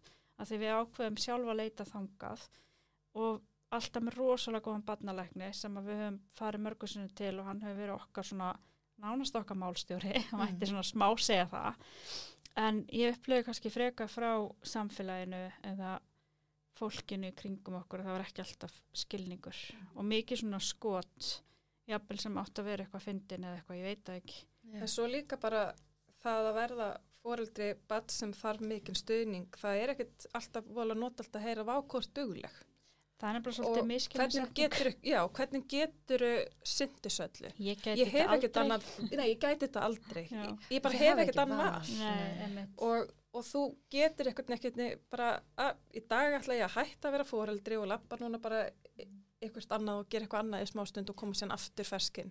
Og þetta fer eitthvað, ég hef ekki hitt foreldri barns með sérþarfi sem hefur ekki upplifað þetta svona óþægilega þegar vera að reyna að hrósa þér og ég veit alveg fólk meinar vel með þessu. Já, maður veit það alveg. En virk hlustun og bara ég heyri þetta sé erfitt. Þannig að ráð kannski til þeirra sem er að hlusta ef þau eru aðstandendur, er það þá bara þetta? Að vera ekki alltaf ráðleiki heldur bara að hlusta. Já, og reyna að skilja og líka hugsa foreldrar ekki að segja þetta bara af því bara. Og kannski ekki fara með það við einhvern annan eins og þegar ég var kannski að tala svefnvandamáli hjá mínu barni, þá vorum við kannski að tala bara heilu næturnar, bara marga nætur, bara ekstrím vandamál. Bara, já, þá kannski bara, já, einmitt, já, ég veit að þessi hann með barn sem sofnar ekki fyrir 10. Eða eitthvað svona, þetta er bara svona, þetta gerir svo óbúslega lítið úr, en ég veit að fólk meina mjög vel. Það er ekki það. En að því við erum að tala að létta á, að þá það þessi skilningur, en það sem ég var að tala líka áðan ef að það væri meira einstaklingsmiðað, bara ekki endilega bara hvað rétt áttu, heldur hvað þurfið þið. Já, hort helst þetta á fjölskylduna, ekki bara á þetta ákveðna barn, heldur líka á fjölskyldin helda, því að þetta er ekki bara barnið, það er oft systkini og það eru foreldrar og það þarf að horfa á þetta heildstætt og bara hvað þarf þessi fjölskylda. Mér finnst það, því að við vorum í mörg ár líka aðalega pappa minn sem er nýfallin frá, hann var með heilabilun og hefði verið 70 núna bara, 9 ára 70, ef hann hefði verið, já, en allavega, að þá var ég með sér mál með hann allt í þjónustumiðstöðinni og þetta er bara margir aðalega sem koma þar, margir aðalega sem koma að sikkur eru að börnunum mínum og svo ég og mín veikindi og svo maðurinn minn og hans veikindi. Þannig að þetta er bara, sko, einhvern tímann listuðu við upp, þetta er alltaf nokkrir læknatímar í hverju viku og fagaðilegar hinga og þangað, þetta er bara full þétt sett dagskrá, bara hitta aðila. En sko, fyrir utan tíman, er þetta ekki líka fjárhagslega krefjandi? Jú, við vorum farveitnarstöða þegar við vorum bara ágætlega sett, en jú, þetta hafði mikil áhrif á okkur. Það hefur það í flestum tilfellum, held ég. Já, það veldur oft ennþá meiri streitu? Já, það er það sem talað sko oft. Það er oft umönnunarbætur að koma upp á móti, en tíminn þinn telur ekki þar með inni. Nei, þetta er bara umönnunarbætur fyrir beina umönnun eða svona tilfinnanlegum kostnaði. Ég man ég las þetta allt sem tilfinningarlegum kostnaði. Ég gerði það líka mjög lengi, ég skildi þetta aldrei. Ég skildi ekki. En það er alltaf að hugsa fyrir öllu þessu sem er kvittun fyrir bara, basically. Já, bara raunin sem er umframheldurinn er fyrir önnur börn. En svo líka svo erfitt fyrir þig að setja að þetta er eina barnið. Það ætlar þú að fá samanburðin. Það er það sem við vorum að upplifa svo mikið. Við vorum, ég og maðurinn minn hafa oft talað þetta, það er svo langur tími sem að við vorum að tala þetta bara í göngutúrnum í morguna, því að við vorum að tala sem sagt að þeir hafa báðið verið mjög óvarir og lengi fram eftir, mikil óvarð á nóttin og kvöldin og svona, og við vorum að segja bara að við vorum svona meira hissa einhvern tímpúnti þegar eitthvað var að svona tala bara að vera ekki óvær. Ég bara, eru börn ekki bara óvær? Þú veist, fyrir en ég fyrir að læra seinna, það er kannski ekki alveg normið. Það er mín reynsla, ég átti fyrst elstu og miðjun og þær voru báðar rosalega óværar. Elsta var, hún grét svona 4-5 klukkutíma á sólarhring og það var alltaf sko frá klukkan 10 á kvöldin og fram á nótt og það var ekki alla nætur.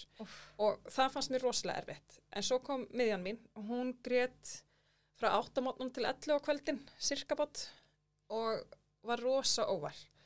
Og ég bara man ekki öðru sér eftir mér heldur en að vera bara með hann í fanginu á vagginni og fórum alveg oft með þær til læknis að reyna að finna einhver svör og svona, en svo bara eins og með hana, bara þetta er ótrúlegt, bara 5-6 mánuða þá allt í hennu bara breyttist þessi fílusvipur, grátsvipur yfir í bara risabros og bara þvílík gleði sprengja sem hún varð og er henni í dag. Og svo kom þriðja stelpan, bara tæpu ári, já, minn en ári eftir að hún er hætt með kveisu. Já, svona sirkabátt, ár sirka þarna milli. Frá því að hún hætti með kveisuna þá hún er fætt yngsta. Og ég er náttúrulega bara tilbúin í nýtt óvært barn og hún grét ekki. Og ég fór með hann til læknis þegar hún var 2-3 mánuða bara, svona potaði í hann og segi svona, hún grætur ekkert. Og hann bara, til hamingju. Þú átt eitt óvært barn. Og þetta bara heiminn og haf. Já, ég er samt að tala líka óvart svona langt yfir þetta ungbarnatímabil. Ég er að tala alveg öll árin eins og bara alveg í grunnskóla ennþá bara næturnar og kvöldin og allt. Ég er að tala svona miklu stærra dæmi heldur en bara ungbarnakveisu, sko. Já.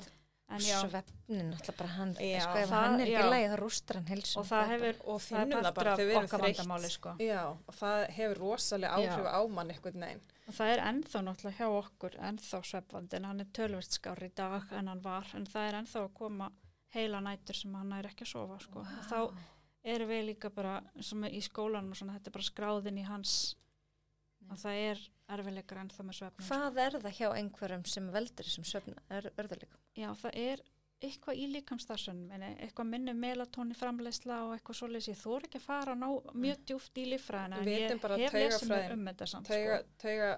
Taugarnar eru öðruvísi, taugabrautirnar eru öðruvísi tengdar og það er bara, og það er líka vita hjá börnum með ADHD að þau eiga erfiðara með að sofna og svo vitum við að meltingavandi er rosalega mikill oft hjá einhverjum einstaklingum það er að spila mikið inn í, sko. Já, getur haft rosalega mikið, hvernig það er bara þeir illt í maganum, illa sofin og illt í magan og það tengja allir við þetta, vita hvað þetta er óþægilegt og þetta er bara mjög algengur vandi hjá einhverjum einstaklingum. Og líka algengara að krónísk veikindi eru algengari hjá einhverjum einstaklingum. Já, og svo eru þau oft mjög kvíðin og þetta er svo margþætt. Og geta kannski ekki öll tjáð sig heldur. Nei, og það kunna tjá sig með orðum. Það náður samt ekki alltaf að tjá sig. Nei, og tekur alltaf langan tíma að fá upp úr þeim hvaða er sem að angra. Kannski getur tekið nokkra daga til þess að þau sé bara komið með orðin nákvæmlega á hvaða er. Þannig að þetta er svo mikið og fjölbreytt sem að getur verið að. Heldur betur og það er eitt sem langað svo stökkvans tilbaka varðandi heilsu foreldra að það er líka þetta andlega að þó sést ég bara mjög vel stattur andlega þá er samt erfitt að missa heilsuna og missa hver þú varst, missa svona þitt identity og hvað verður og mér fannst ég oft búin að glata sjálfu mér einhvern veginn og bara það er rosa óþægileg tilfinning. Maður syrgist undir það sem hefði ekki orðið. Já, og maður syrgir hver maður var og það er rosa svona, einmitt, og mér fannst það rosa erfitt fyrst að segja við fólki ég væri ekki að vinna. En svo jógst mitt sjálfstraust og bara einhvern veginn svona breyttist aðeins viðhorf mitt með það. Já, ég upplifði rosalega mikið þakklæti samt fyrir þessa vegferð. Af því að ég upplifði þarna fekk ég bara svolítið svona tækifæri til að setjast niður og aðeins fara bara yfir mig og mín mál. Bara svona, þau verkfæri sem ég hef verið að nota í dag, þau greinilega eru ekki að duga til og ég þarf kannski að víkka út minn sjóndeildarhring fyrir það hvað er í boði og hvernig ég á að nýta mér það. Og ég hef aldrei verið manneskja sem kann að slaka á og hef alltaf verið svolítið mikið á ferðinu. Nú verði ég að setja það í svolítið meiri forgrunn að læra að slaka og þetta var bara rosalega flókið fyrir mér að fara í slökunartíma og ná þessu svona mómenta sem maður fer í þetta rétta stig þarna ég kann ekki alveg hugurinn fyrir alvörunni ró. Já, að fá bara þetta því ég, og ég náttúrulega greinist með ADHD fyrir 3-4 ári síðan, búin að vita lengi að ég sé með ADHD og líka bara, að heyra fólki að það fái hvíld í huganum og og ró og einmitt að það fyrir slökun og það er bara svona kemur bara, eitthvað svona eins og slitti bara út úr tímanu, bara eitthvað, það var svo geggjað, ég er bara aldrei upplega þessa tilfinningu, hvað er þetta talum? Þetta finnst mér svo gaman, af því nú erum við búin að fá að kynnast svo vel og við erum með svo ólíkt, það er bara endalist ólíkt eins og við erum líkar. En mér finnst kannski eitt sem að ég upplifið með þetta er að hún segir svo þakklátt fyrir vegferðina, því ég er svo þakklátt fyrir allt sem ég lært og lært líkamann og allt það. En ég hef samt fengið þessa tilfinningu af biturleika vegna þess að ég náttúrulega bara hef ekkert náð heilsunum minni tilbaka nema að svo litlu leyti í raun og veru þó það sé samt heilmikill munur að þá finnst mér hún, ég svo hrættum mig í náin aldrei alveg tilbaka því ég er ennþá það veik eitthvað neginn. Já, ég er ekki heldur komin 100% tilbaka og ég þóli mismikið á milli daga og stundum bara krassa ég, skilur og það er alveg ég er ekki orðin 100% ég aftur og ég veit ekki hvort ég komist á þann stað einhvern tímann aftur að vera þessi skopparabolti sem ég var en síðan það er kannski bara líka allt í lagi að læra að vera ekki skopparabolti það er kannski bara allt í lagi að taka upp nýjan hatt og vera rólegri útgáfn á sjálfur mér ég veit það ekki ég finnst ég samt rosalega gaman að vera ég einhvern veginn funkar alltaf langt best í að gera of mikið það var svolítið svona mitt og í dag ég get ekkert verið þannig og það er alveg challenge að læra það að nýta önnur verkfæri og kannski hefði þetta ekkert verið gerlegt að vera svoleiðis til nýrætti eða eitthvað ef maður fær var það ekki lifandi skilurðu kannski er það bara allt í lagi að fá tækifæri til þess að uppgöta nýja hluti af sinni eigin heilsu og kannski aðeins að staldra við og kíkja bara hvað er ég að gera vel og hvað er ég að gera illa Þannig að mér fannst sko að fara í gegnum kulnun og þetta gaf mér svolítið svona tækifæri til að setja sjálfa mig aðeins í sjálfsgaggrínan, mætti segja það einhvern veginn, að horfa aðeins inn á mig og hugsa svona, er eitthvað sem ég get verið að gera betur, af því að þetta var klárlega ekki hjálplegt ástand sem ég var búin að koma sjálfur mér út í, hvað sem ég gerði það sjálf eða eitthvað í kerfinu hjálpaði til. Þannig að kulnun algengari hjá foreldrum fatlara barna? Já, hún það, foreldrum fatlara og langveikra barna. Og það eru rannsóknir sem að benda til þess sko að foreldrakulnun þurfi öðruvísi meðhöndlun heldur en vinnukulnun og það þurfi að styðja ólíkt við þennan hóp og taki oft lengri tíma og fari gegnum virk, þetta er náttúrulega allt mjög vinnumiðað að skiljanlega það sem það er bara til ein skilgreining í dag út um kulnun sem er vinnu. Mjög flott kerfi. Já. Þið eru kannski svolítið bara að reyna að vekja athygli á þessu. Já.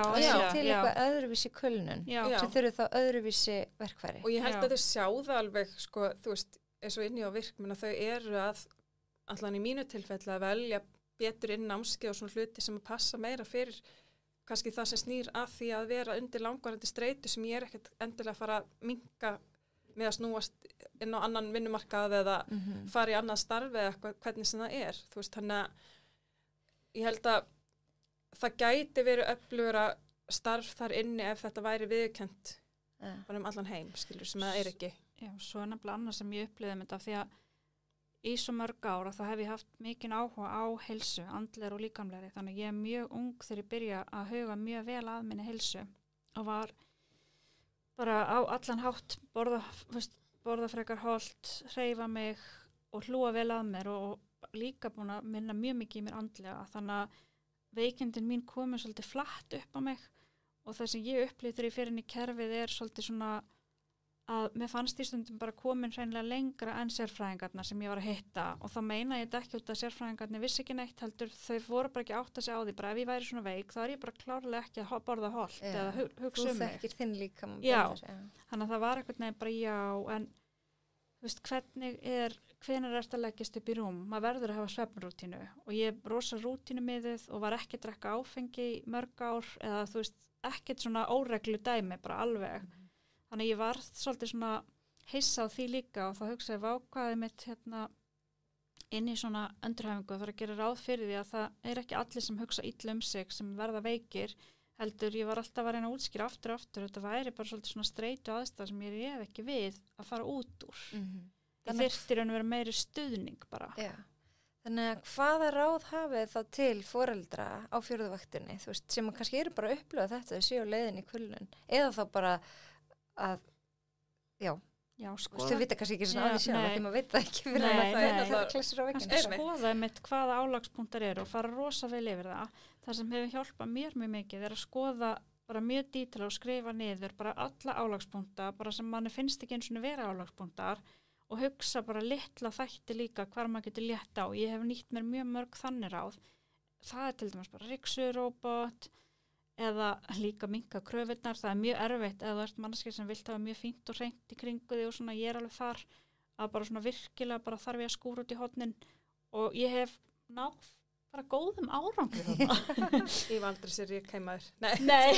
Og panta kannski láta sent heim maturubúin í stæðan fyrir að eiga fyrir tíma nákvæmlega þetta. Það er ekkert heldur allir sem kannski hafa fjárráði í alla þessa litlu bjargráði sem geta auðveldan mann lífið en ég hugsa sko eins og hún talar að skrá þetta niður af því mér fannst það vera rosalega mikill svona eye-opener að setjast niður og aðeins bara punta niður hvað það er að vera á fjórðuvaktinni fyrir mér. Já og fá aðstoð, ég hefði aldrei getið þetta ef ég var ekki búin að vinna svona mikið í mér þannig ég hafði svo mörg verkfæri, ég kunna setjast niður með lífshjólið til dæmis sem er mjög gott tól, bara að fara yfir alla kökuna. Já, og svo nótir að niður hvað er nærandi og tærandi fyrir þig og það er mjög mikið af flottu fagfólki þannig úti sem er boðið og búið þess að aðstofmanni þannig er þjónustan sem kostar og Nefn og fara í gegnum virk. Nefn og farir í gegnum eitthvað svona úrræði og þannig er hægt að fara hjá heilsugæslinu og fá tíma sálfræðing þar og svoleiðis og svo stéttarfélögin auðvitað líka að niðurgreiða eitthvað á móti manni. En svo líka hvíla sig fyrst vegna þess að ef þú ert komin í þetta ástand þá getur eiginlega ekki bara fara að keyra því eitthvað fullt prógram. Nei og það almennt séð ekki gert held ég. Nei, held ekki. Ég er endar ætlaði bara einhvern veginn að mastera það líka verið endurhæfingu. Þú veist, ég endaði bara að vera best í endurhæfingu. Já, ég var þar alveg þannig ég keyrði mig líka eiginlega út í endurhæfingu. Það hefur heyrt þetta. Já, af því ég er með svo mikið svona metnað. Við erum svo góðir nemendur sem viljum alltaf duglegir í öllu. Já, svoleiðis. Sýtum fremsta bekk þetta var akkurat þannig sko. Þannig að ég mætti bara í allt óksla lasin og eitthvað í staðin fyrir bara einhvern veginn aðeins þannig að það tók mig alveg tíma líka. Já, en ég held fyrir þessa foreldra sem kannski sitja þarna og eru búin að vera líða illa og finnast kannski álagið vera á mikið að það er bara að viðurkenna það og játa sig mannlegan. Ég held að það sé rosalega dýrmætt að kunna það að viðurkenna fyrir sjálfum sér að maður getur bugast. Það held ég ofboðslega erfitt að viðurkenna sig mannlegan. Flestum finnst það. Já, ég veit ekki af hverju okkur finnst þetta svona erfitt en líka bara að þetta er allt í lagi.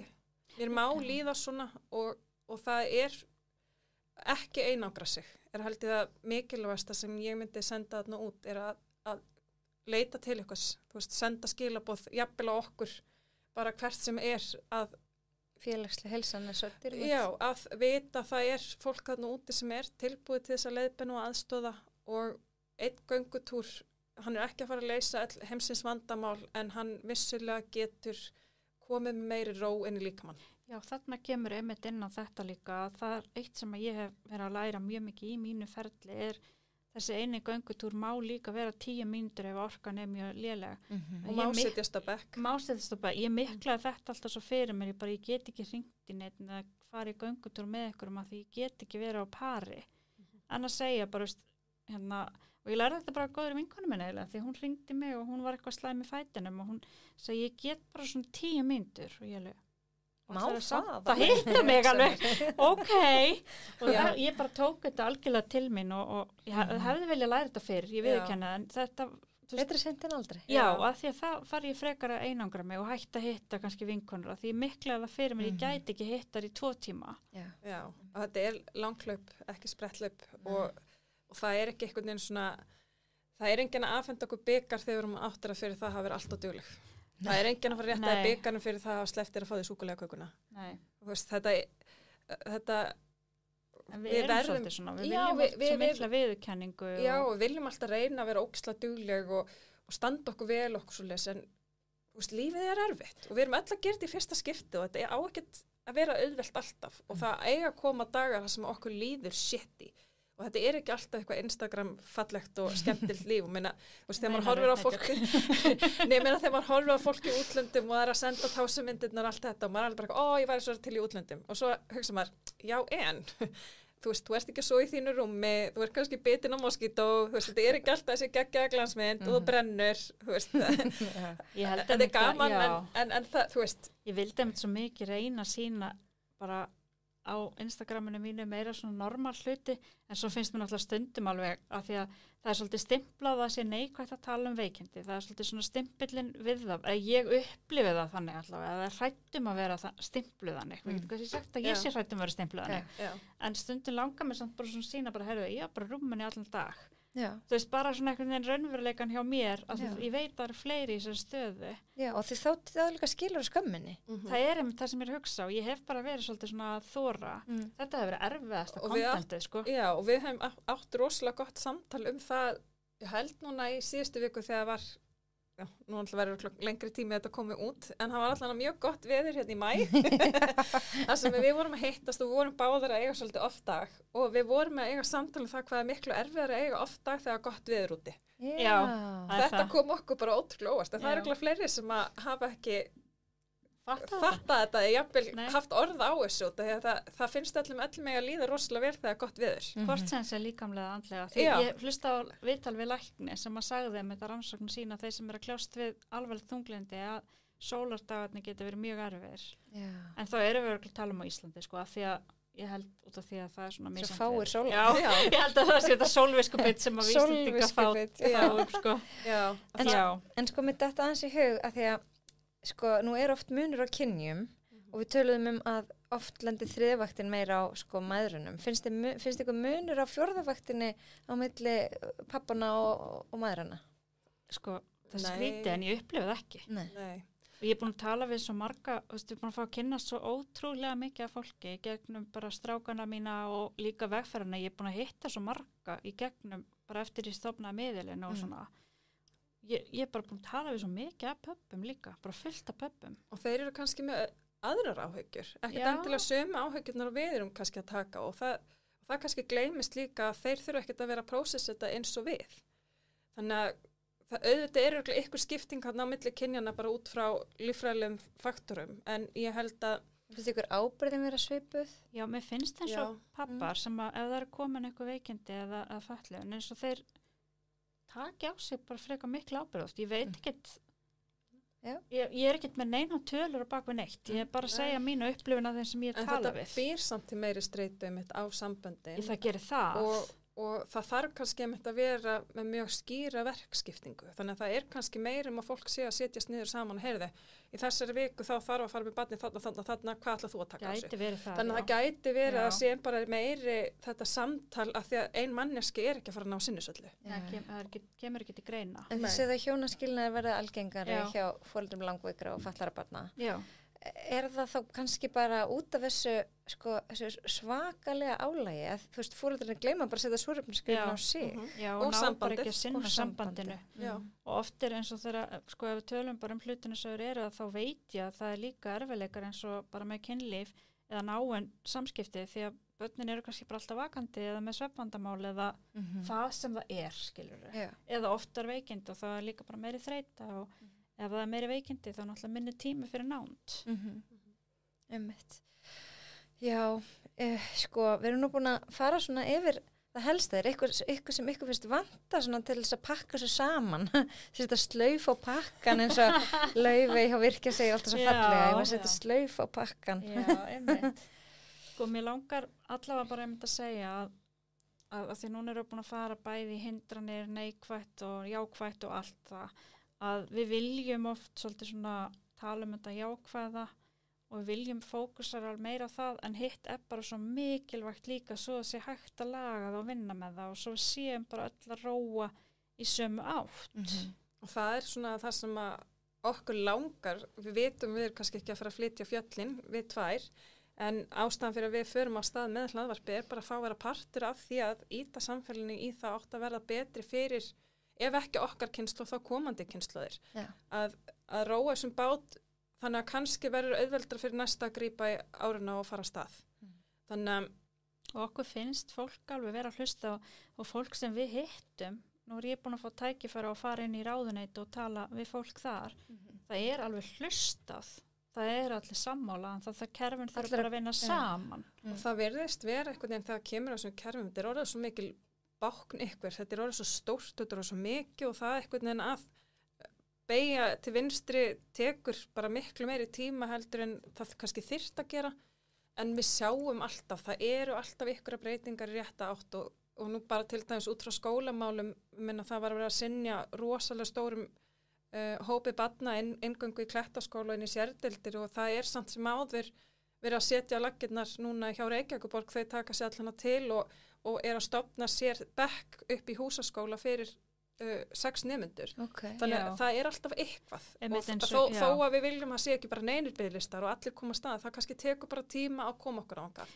Einmitt eins og ég sagðist, ég fekk sko blendum tilfinningar þegar ég sá þetta af því að kannski af því ég er í sér stöð að vera með barn sem þarf svo mikla aðstofan færa hann ekki alla að þetta er svo lítill hópur inn í hópnum en þetta er samt svo stórt skref þannig ég upplifði svolítið svona blendum tilfinningar. Já, ef hann væri 6 ára núna þá kannski væri hann í þessum hópi en hann er ekki í þessum hópi núna því hann er eldri. Þannig að þetta er oft erfiðar tilfinningar en við viljum heldur ekki, hvað maður segja, að seima tilfinningarnar. Við erum bara að fá upplöðar og einmitt, við erum svolítið svona að reyna að segja einmitt að við verðum að fá að tala allt saman líka þetta leiðilega og neikvæða en við gerum það bara á uppbyggilegan máta, við viljum það. Við viljum freka bara gagnrýna og koma þá mögulega með hugmyndir að lausnum heldur en að vera í ykkur neikvæði fasi alltaf bara okkar vegna líka. Og líka bara við þarfum gagnvart föllina því að það hefur bara svo lengi sem ég veit til, verið mjög neikvætt tala til fötlunar og komið illa fram við fatlað fólki gegnum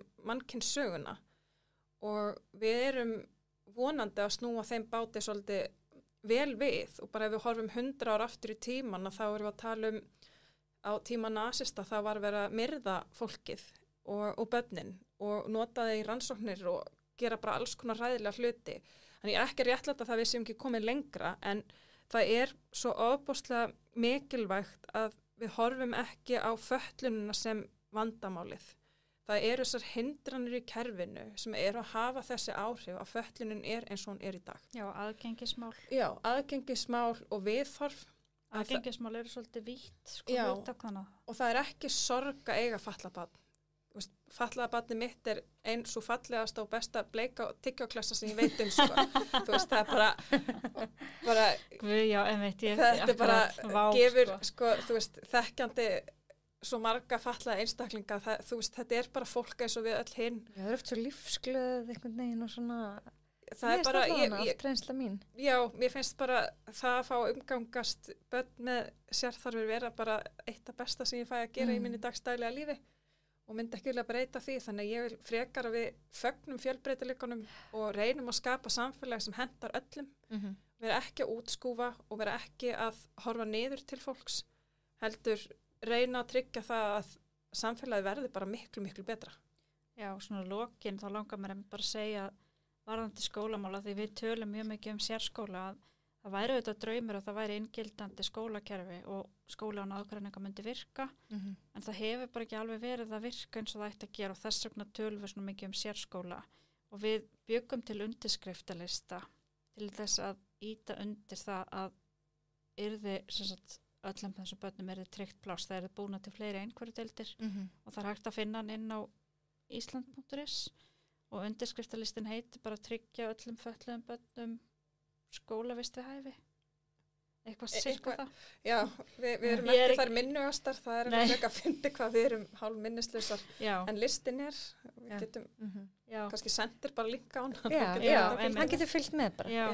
En hérna, eitt svona alveg í blá lokin að því ég spyr alla sem koma til mín einnar spurningar, ég veit ekki hvort það vil hlusta okkur þá þá mér hvað er heilsa fyrir þér, ef við byrjum bara á Söru? Heilsa er eitthvað sem ég hugsa voðalega heildrænt og inn í heilsu er þá að líða vel í líkamannu sínum og andlega og þau getur alveg verið með smá verki og eitthvað slíkt en samt í raun að vera með ágætis heilsu ef þú bara nærða einhvern veginn að vinna með það. Þannig ég myndi segja svona heildrænt bara góð heilsa þá líka náttúrulega er svona að lifa við frelsi og lifa í heilbrigðu umhverfi og vera í heilbrigðum samskiptum. Þetta er ótrúlega margir þættir sem að þurfa að vinna saman. En finnst ykkur erfiðar að hugsa heilsuna? Þú veist, þegar maður á þessari fjórðuvakt. Það er minni tími. Mikið minni tími og kannski minni tækifæri til þess að fara og gera eitthvað til þess að rækta þína eigin heilsu. Já, akkurat. Þegar þú ert líka bara oft með veikt barn heima til dæmis, ég tala frá minni reynslu, þá ertu bara á vaktinni. En þú reynir að gera eitthvað, ég segi það ekki. Já, grípur tækifærin þar sem þau gefast. Er með að fara í litla göngutúra og kannski ekki að fara upp á fjöll. Nei, en ert að grípa bara þetta nær umhverfi sem þú hefur í kringum þig. Bara heimilið í alvörunni, bara baðkarið eða sturtuna, þú veist, fara í góða notalega sturtu. Þetta er bara ótrúlega stóri þættir til að hlúa að sjálfum sér. En hvað er heilsa fyrir þér, Lóa? Hún er bara svipað og hún talar Það er þessi líkamlega og andlega heilsa og líka heilsan í samskipti við annað fólk. Og eins og hún talar frelsi að þá finnst mér að skipta máli með þetta að þú getur nota líkamaðinn eins og þú vilt geta gert, þú vilt geta fara í vinnu, þú vilt geta sinnt tómstundum, að þú hafir orkuna og getuna til þess að gera það sem þú vilt gera. Og þó það sé ekki 100% vinna eða 100% tómstundir, en að ég hugsa eins og út frá mér að geta gert þetta 20% að gera, það er bara algjör game changer og það er fyrir kannski lífið bara, mitt. og það er kannski bara 100% akkurat núna á Já. þessum Það er punkti í lífinu. 100%. Já, Það er þitt nefnilega 100%. máli, það er nefnilega máli sem mér finnst alls ekki með að gleymast, af því að lífið er ekkert búið þó þú veikist, þú veist, það er erfitt. En þetta er tímabil kannski núna og verður kannski öðruvísi eftir 5 ár og kannski Akkurat. verður komin einhver lyf eða eitthvað annað sem breytist og Já, og maður verður líka að læra að lifa með hlutunum, veist, af því að mér finnst ég kannski gleyma að taka það fram hérna áðan, af því að mér langar líka ofta að gefa fólki mikið validation, af því að þú gengur í gegnum sorgarferli með veikindum, það er ekki tjáði komist, held ég. En þú lærir líka á sama tíma eins og lærir að lifa með sorginni, þá lærir að lifa með þessu og búa til þitt góða líf og þess vegna er það líka partur af góður heilsu, skilurðu. og bara heilsan og skiptir opaslega miklu máli og maður kannski áttar sig ekkert á hvað þú hefur það gott með góðri heilsu fyrir þú missir hana. Akkurat. Og þá kannski kann maður betur að meta hana eftir á. Já, betur að meta góðu tímana. Já, einmitt. Það er bara Og góður dagur. Og ég held að það sé bara ógerlegt fyrir einhvern ætla að fara í gegnum lífið með bara 100% heilsu. Nei, Það er bara ekki nei. gerlegt og ég held að niðri tímarnir okkar, það sem okkur líður verð og heilsan er ekki eins góð, að það sé líka partur af því að þú kunnir að meta betur og staldra og hugsa betur um það þegar þú ert á góðum tímum og ert svona meðvitaðari að njóta. Já. Ég held að þetta sé bara mjög góð loka orð hjá okkur. Það var rosa gaman að spjalla. Já, Við bara þig. takk fyrir að bjóða okkur Já. til þín. Já, bara takk fyrir að gefa ykkur tíma því að mér finnst þetta svo mikilvægt bara að sko, ég reyna að hafa þættina mjög fjölbreytta og ég hef ekki farið á neitt nálægt þessu svið einhvern veginn og ég held að rosalega margir geti tengt þó þessi eigi ekki barn með sérþarfir. Já, klárlega. bara með Foreldrahlutverki kulnun og- getur já. verið bara ótrúlega krefjandi. Barn þarf ekki að vera með greiningar þótt að það getur verið að taka svakalega á. Nei, og það getur bara svona mismunandi aðstæður. Já. Líka bara ef að þú, veist, það er ákveðna áhættu þættir fyrir foreldrakulnun eins og til dæmis bara ef að þú hefur ekki unnið í áföllum eða slíkt, þannig að það er svo margir þættir sem spila þarna undir. Þannig að ég myndi aldrei gera lítið úr einhvern sem fyrir foreldrakulnun þó að sé bara eitt barn, ekkert af vandamálum, það skiptir ekki Nei, máli, skiptir það er engu eiginlega ekki máli. aðal sko. Nei, Einmitt. en það, Já. já. Ég gaf út þátt fyrir ekkert svo löngu viðtal við Ólaf Þór Ævarsson geðlækni sko hvernig við missum heilsun oft í kjölfar áfalla Já, og þá var hann einmitt einmitt. að tala um að þau geta erfst akkurat. skilur, þannig að eitthvað það sem þú varst að segja Já, að stundum já. bara erum við ekki eins vel stakk búin til að takast á við eitthvað Og krefjandi það er verkefni. nefnilega Og málið. það þýðir ekki endilega að þú þurfir að vera með samviskupið yfir þegar þú ert að erfa eitthvað áfram frá þínum forfeðrum eða þú ert að byrja eitthvað áfram til þinna barna. Það er bara þitt tækifæri til þess að stíga niður og reyna að í rauninni að kljúfa á þetta Slíta keðjuna. slíta keðjuna einmitt. Þannig að Nákvæmlega. En bara enn og aftur takk kærlega fyrir að koma og bara ég hvet fólk til þess að kíkja og finna fjórðu vaktina á helstu hlaðvarpsveitum og á Instagram, eða ekki? Jú, takk fyrir. Aðeinslegt. Og svo hvet ég náttúrulega bara alla mína hlustundur sem að kíkja á Heilsu Erla á Instagram og líka inn á Facebook er ég með lokaðan hóp sem, eða nei ekki eins og lokaðan, opin hóp sem heitir bara með lífið í lúkunum hlaðvarp og það setjum stundum inn svona hvaða viðmælendur voru hjá mér og stundum hver er á leiðinni, þannig að rægt að skjóta inn ef þið viljið spyrja viðmælendur eitthvað sérstakt. En bara takk í dag, þangað til næst.